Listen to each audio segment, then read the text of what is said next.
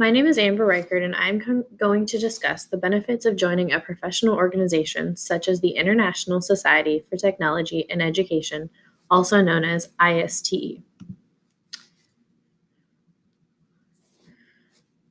You might ask, why join a professional affiliation such as ISTE?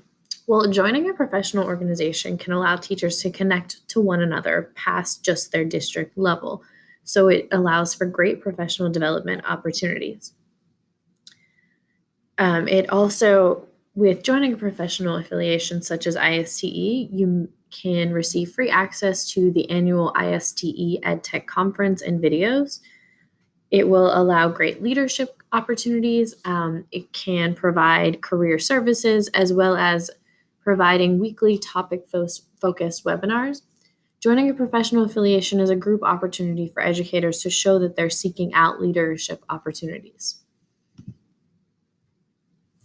How do professional organizations benefit teachers? Professional organizations can benefit teachers in allowing them to collaborate. As teachers, we need to go outside of our buildings in order to see what it's like in other districts, areas, and more diverse populations. By collaborating with others, it will help me to continue to learn and grow as an educator. It will allow me to continue developing and meeting the ISTA standards for educators as precisely as I possibly can.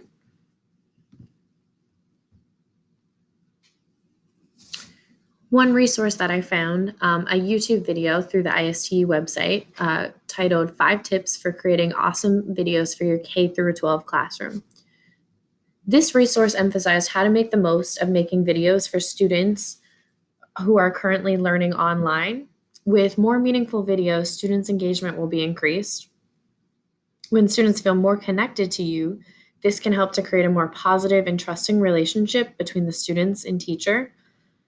What did I learn? Well, I learned from the video, one, limit video retakes. It will never really be perfect. You can keep doing it over and over again, but it's never truly going to be perfect. So don't waste all your time on continuously retaking videos. I also learned post and organize videos on YouTube by playlist. It allows you to keep videos organized, especially as you start accumulating way more videos. You do not need fancy equipment for videos. iPhones work just fine. Good lighting is key. So going outside or trying to play around to get good settings with lamps can really help. And last, the one that I really enjoyed reading about was to record everywhere. It can just be a simple message to students. For instance, on the YouTube video I watched, the author went on family vacation and he recorded a quick little meaningful message to his students.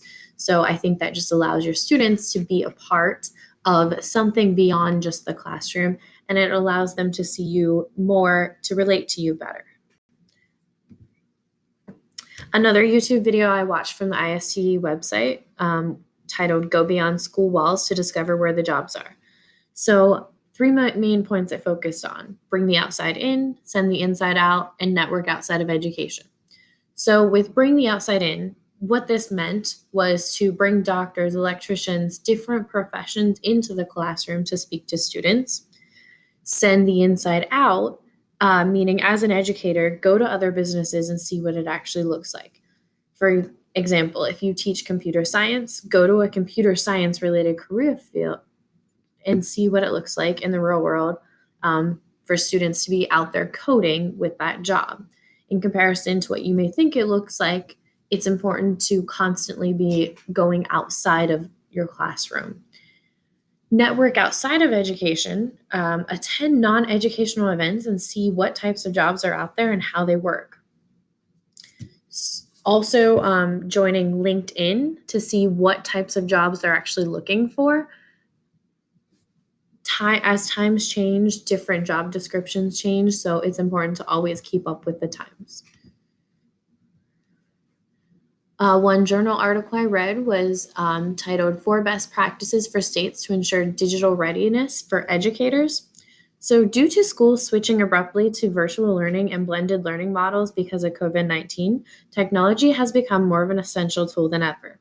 ISTE's digital literacy standards can provide a solid foundation for how educators and state leaders can work together to create a shared vision for digital learning. Educators must work to mobilize community resources and make funds available. Students and educators all need access to internet connectivity and devices. Personally, I work in a district where virtual learning is creating bigger gaps than ever due to students living in the mountains and not all having access to decent internet. States could offer strategic incentives to encourage educators to lead. States could also collaborate with educators in order to encourage equity in schools and get a voice out there from educators and not just policymakers. Instructional support personnel need funding due to their large role in working with educators in buildings.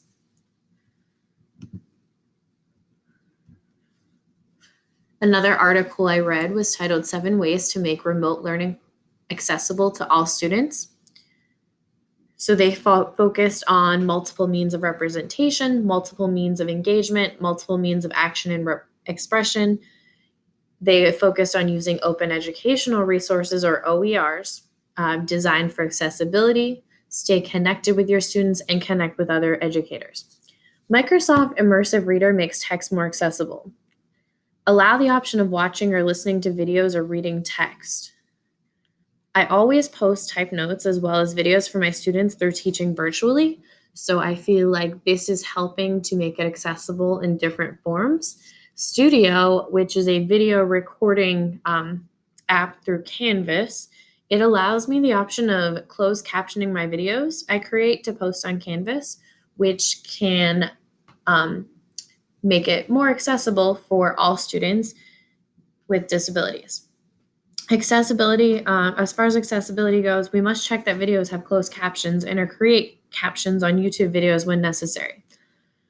OERs have been checked by educators for accessibility so they can be more trusted resources rather than going out and just finding all these random resources that have become more readily available due to COVID-19.